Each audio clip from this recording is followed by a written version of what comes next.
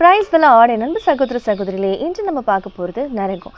நரகன்றது ஒரு சிலர் உண்மைன்னு சொல்கிறாங்க, ஒரு சிலர் அது பொய்ன்னு சொல்கிறாங்க. ஒரு சிலர்கிட்ட கேட்டிங்கன்னா நான் மரித்தா போய் பார்த்துட்டு வந்தேன் அப்படின்னு சொல்கிறாங்க.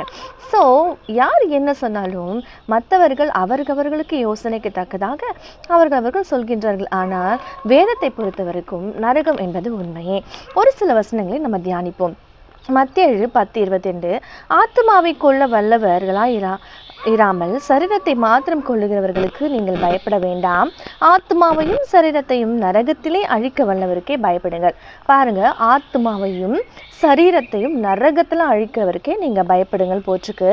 அது மாத்திரம் இல்லை, மத்தேயு 25:41 இடது பக்கத்திலே நிற்பவர்களை பார்த்து அவர் சபிக்கப்பட்டவர்களே, என்னை விட்டு பிசாசாகவும் அவன் தூதர்களுக்காகவும் ஆயத்த பண்ணப்பட்டிருக்கிற நித்திய ஆக்கினியிலே போங்கள்.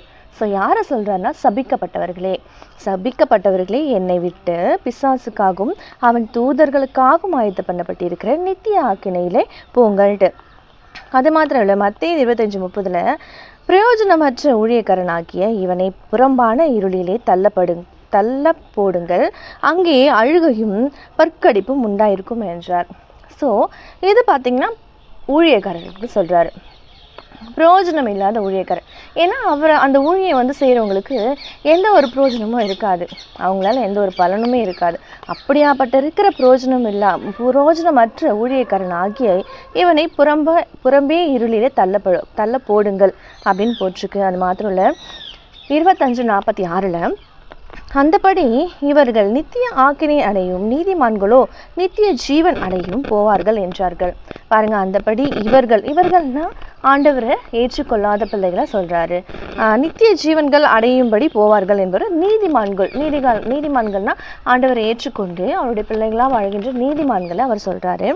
யோவான் 5:21 அப்போது நன்மை செய்தவர்கள் ஜீவனையும் அடையும்படி எழுந்திருக்கிறவர்களாகவும் தீமை செய்கிறவர்கள் ஆக்கினை அடையும்படி எழுந்திருக்கிறவர்களாகவும் புறப்படுவார்கள். எப்பொழுதுனா ஆண்டவர் வரும்போது முதலாவது எழுந்திருப்பாங்கள்ல, அந்த மறுரூபமாக்கப்படுவாங்கள்ல, அவங்க நன்மை செய்கிறவர்கள்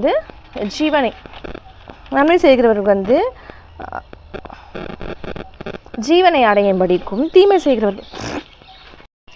ஸோ யோவான் 3:18 அவர் விசுவாசிக்கிறவன் ஆக்கணைக்குள்ளாக தீர்க்கப்படான், விசுவாசியாதவனோ தேவனுடைய ஒரே பேரான குமாரனுடைய நாமத்தினாலே விசுவாசம் உள்ளவனாய் இராதபடினாலே அவனை ஆக்கினைக்கு தீர்க்கப்பட்டாயிற்று.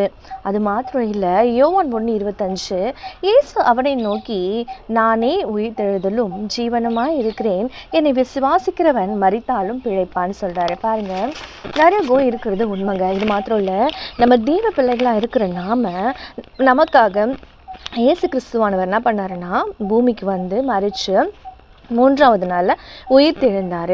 அவர் வந்தது உண்மைனா, அவர் மரித்தது உண்மைனா, அது மாத்திரம் இல்லாமல் இப்பொழுது ஒவ்வொரு பிள்ளைகளும் ஆண்டவரை ஏற்றுக்கொண்டு அவர் ஞானஸ்தானம் எடுத்த ஒவ்வொரு பிள்ளைகளும் அபிஷேகத்தினால நிறைந்து கொண்டிருக்கிறார். அவருடைய அற்புதங்கள் நடக்கிறது என்பது உண்மை என்றால், தேவன் உண்மையாக இன்னும் ஜீவிக்கிறது உண்மை என்று விசுவாசிக்கிற ஒவ்வொரு பிள்ளைகளுக்கும் தெரியும் நரகம் இருப்பது உண்மை என்று.